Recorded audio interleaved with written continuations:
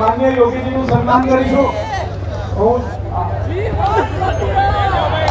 माननीय सांसद रंजनबेन, माननीय अपना लोकलाडीला उमेदवार अश्विनभाई, पराक्रमसिंहजी, कल्पेशभाई, राजेंद्रभाई, निलेशभाई, संजयभाई, मेहुलभाई, राजूभाई गोयल, सुरेशभाई સૌને વિનંતી કરીશ કે તેઓ માનनीय યોગીજીનું હાથ દ્વારા સ્વાગત કરે। જય શ્રી રામ, जय श्री राम, भारत माता की, भारत माता की वंदे मातरम।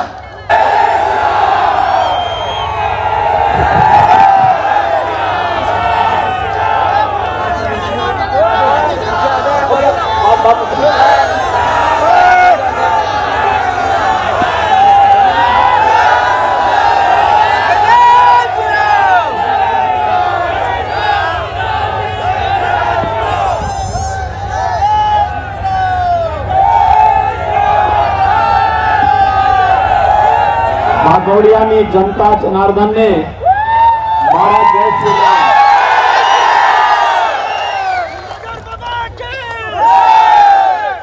मंच पर उपस्थित भारतीय जनता पार्टी के वरिष्ठ नेता, लोकप्रिय सांसद श्रीमती रंजनाबेन भट्ट जी, लोकप्रिय प्रत्याशी सास्विन भाई पटेल जी, प्रभारी श्री पराक्रम सिंह जडेजा जी, महामंत्री श्री कल्पेश भाई पटेल जी, श्री राजेंद्र भाई पटेल जी, श्री निलेश भाई, श्री संजय भाई पटेल जी, श्री सुरेश भाई पटेल जी, श्री राजू भाई अलवा जी,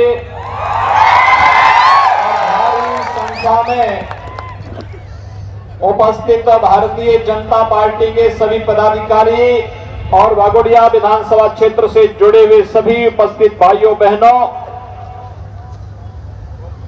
मैं आप सबको उत्तर प्रदेश से यहां पर विशेष रूप से अभिनंदन करने के लिए आया हूं। भाइयों बहनों, यहां के बारे में मान्यता है कि उत्तर प्रदेश में ही जन्मे, त्रेता युग में मर्यादा पुरुषोत्तम भगवान श्री राम को उस समय के राक्षसी प्रवृत्ति के खिलाफ लड़ने के लिए प्रेरित करने वाले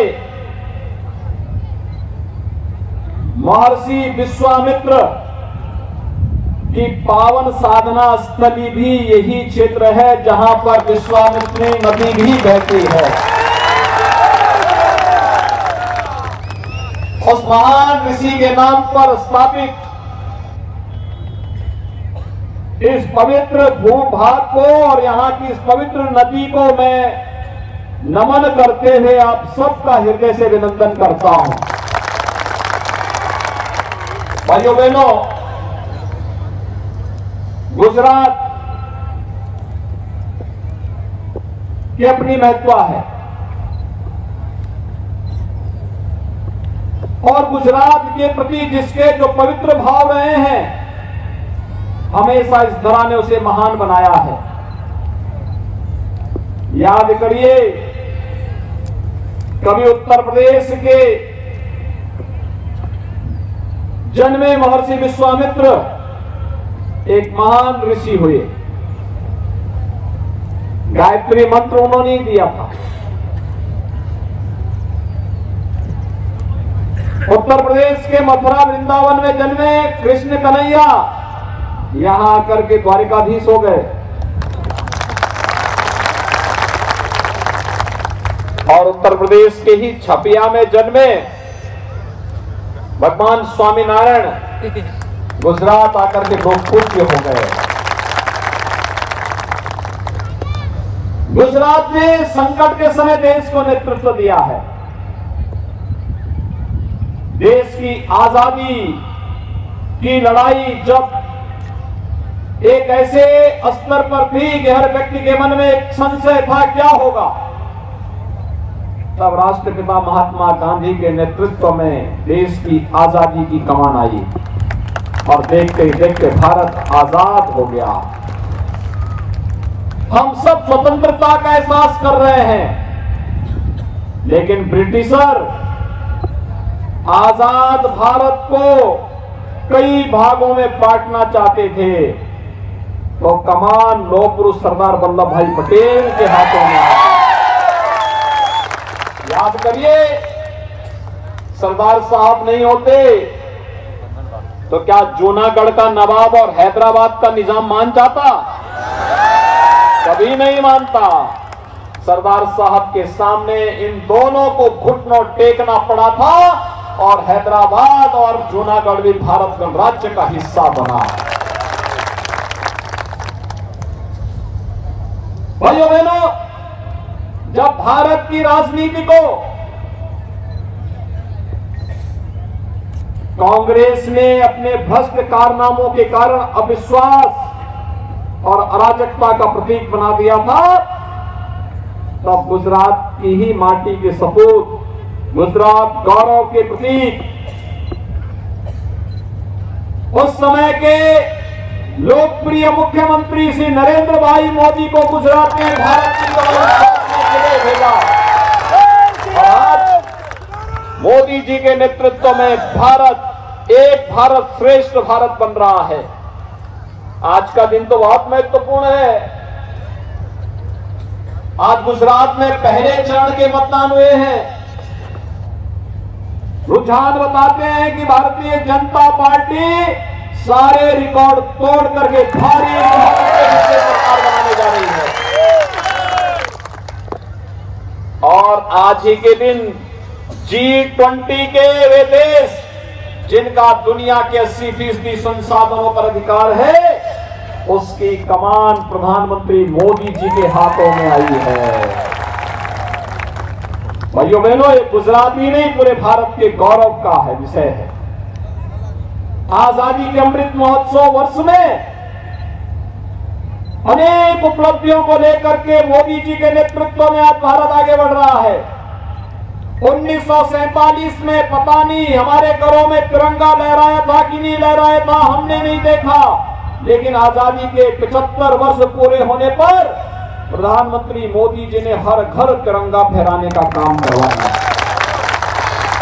जो ब्रिटेन 200 वर्षों तक भारत में शासन किया था, उस ब्रिटेन को पछाड़ करके भारत दुनिया की 5वीं बड़ी अर्थव्यवस्था बन गया।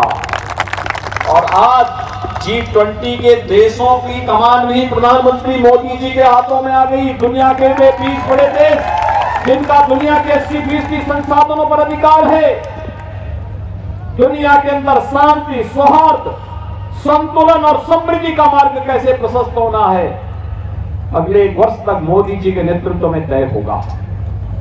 और इसलिए भाइयों बहनों, एक और वैश्विक मंच पर भारत की बढ़ती हुई प्रतिष्ठा और दूसरी तरफ भारत की सुरक्षित हुई सीमाएं, आज दुश्मन भारत की तरफ टेढ़ी नजरों से नहीं देख सकता। अगर उसने भारत की तरफ टेढ़ी नजरों से देखा तो सर्जिकल स्ट्राइक और एयर स्ट्राइक के लिए भारत के बहादुर जवान खड़े। लेकिन भाइयों बहनों, जब हमारा बहादुर भारत का जवान एयर स्ट्राइक और सर्जिकल स्ट्राइक करता है, तब कांग्रेस या आम आदमी पार्टी तब भारत से सबूत मांगते हैं। इन्हें हमारे जवानों के शौर्य और पराक्रम पर संदेह है। भाइयों बहनों, ये लोग आतंकवाद को प्रेरित और प्रोत्साहित करने वाले लोग हैं।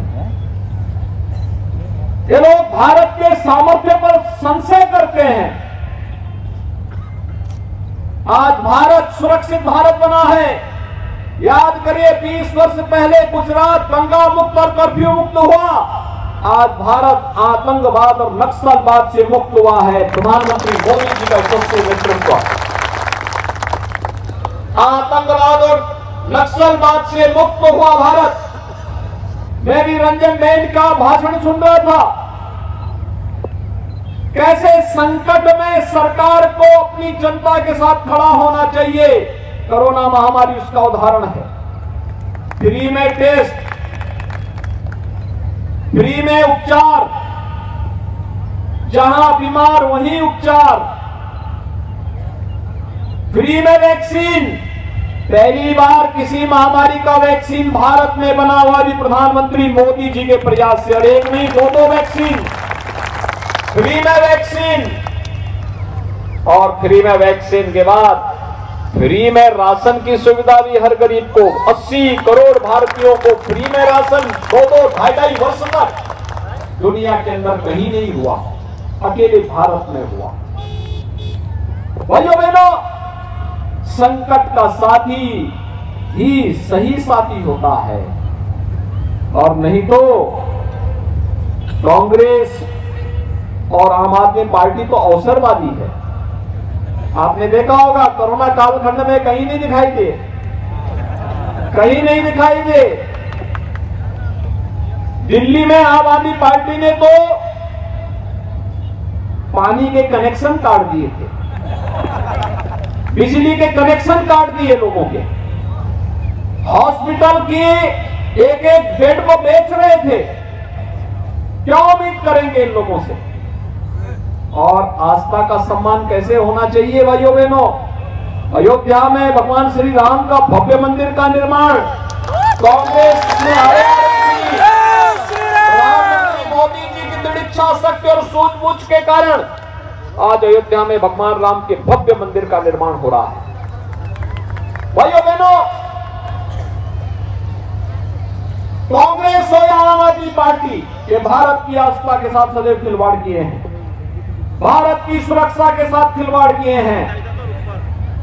याद करिए, जब सरदार साहब सोमनाथ मंदिर के पुनरुद्धार के संकल्प को लेकर के आगे बढ़े थे, कांग्रेस तब भी रुकावट पैदा करने के लिए सामने आई थी। जब मंदिर के भव्य लोकार्पण कार्यक्रम में तत्कालीन राष्ट्रपति डॉक्टर राजेंद्र प्रसाद जी आना चाहते थे, कांग्रेस तब भी रोड़ा बनी थी। और आज फिर हर उस कार्य में कांग्रेस किस कदर रोड़े अटकाती है। आपने राम जन्मभूमि के मुद्दे को देखा होगा, आज अयोध्या में भगवान राम का भव्य मंदिर का निर्माण हो रहा है। काशी में भगवान विश्वनाथ मंदिर का धाम बनकर के तैयार हो गया है। उज्जैन में महाकाल का महालोक बनकर के तैयार हो चुका है।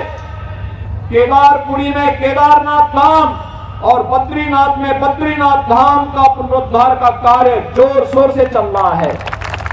और द्वारिकाधीश का भव्य धाम भी एक नए रूप में सज संवर रहा है। यह है नए भारत की आस्था का सम्मान कैसे होना चाहिए। यह एक भारत श्रेष्ठ भारत के प्रधानमंत्री मोदी जी के संकल्प के साथ आगे बढ़ रहा है।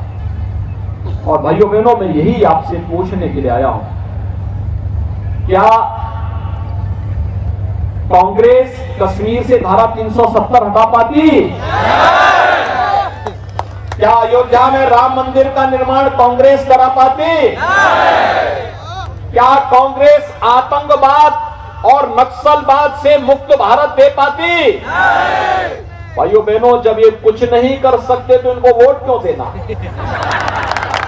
दूसरा, सरकार पार्टी बनाती है, कोई इंडिपेंडेंट और निर्दल व्यक्ति नहीं बनाता है। इस बात को नोट करना।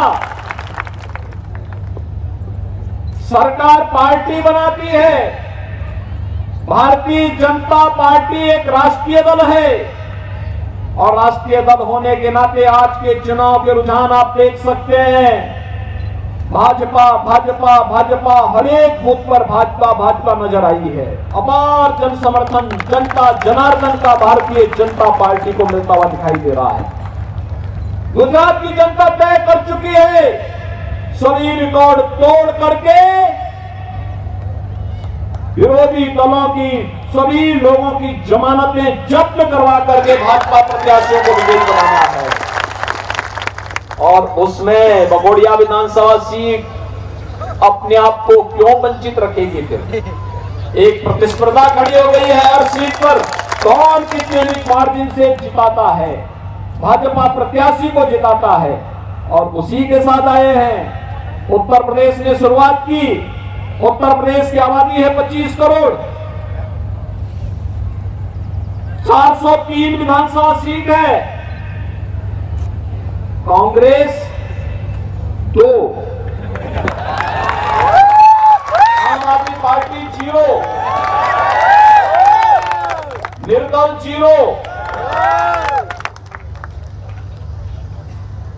जनता जनार्दन ने उत्तर प्रदेश में मोदी जी के आह्वान पर तय कर दिया कि कांग्रेस को पूरी तरह सफाया करने की ओर ले जाना है और यह कार्य बापू की ही पवित्र धरती में गुजरात में हो तो अच्छा रहेगा। हमने वहां तक उसको पहुंचा दिया है कि वो 2 से ज्यादा नहीं बढ़ सकती। राम नाम सत्य के लिए भी 4 आदमी चाहिए होते हैं। और इसलिए भाइयों बहनों, आप सबसे अपील करने के लिए आए हैं। आज उत्तर प्रदेश में आप देख रहे होंगे, जिस उत्तर प्रदेश में हर दूसरे दिन दंगे होते थे, आज वहां दंगे नहीं होते। दंगा मुक्त उत्तर प्रदेश, कर्फ्यू मुक्त उत्तर प्रदेश। बड़े बड़े माफिया और अपराधी जो कभी सत्ता का संचालन करते थे, आज उनके ऊपर बुलडोजर कैसे चल रहा है। और ये कार्य केवल भाजपा कर सकते, हर मर्ज का उपचार भाजपा है। और इसलिए भाइयों बहनों, आप सबसे अपील करने के लिए हम लोग आए हैं, एक विचारधारा के साथ जुड़ करके, और विचारधारा है राष्ट्रीय विचारधारा। भारतीय जनता पार्टी के कार्यकर्ता के लिए नेशन फर्स्ट, देश के लिए जिएंगे, देश के मान और सम्मान की रक्षा करने के लिए सब कुछ न्यौछावर करने के लिए तैयार होंगे। ये केवल भारतीय जनता पार्टी कर सकती है। और इसलिए भाइयों बहनों, आप सबसे मेरी अपील है, भारतीय जनता पार्टी ने श्री अश्विन भाई पटेल को अपना प्रत्याशी बना करके आपके बीच में उतारा है। आप सभी से मैं अपील करूंगा, श्री अश्विन भाई पटेल को भारी बहुमत से विजयी बना करके आप विधानसभा में भेजेंगे। सभी लोग सहमत हैं? कमल चुनाव चिन्ह हर बूथ पर खिलेगा, भारी बहुमत से स्वापदात भाजपा ने भव्य जीत आपसो। हाथ ऊंचा करने समर्थन आपो। मेरे साथ बोलेंगे, भारत माता की, माता की, भारत माता की जय श्री राम।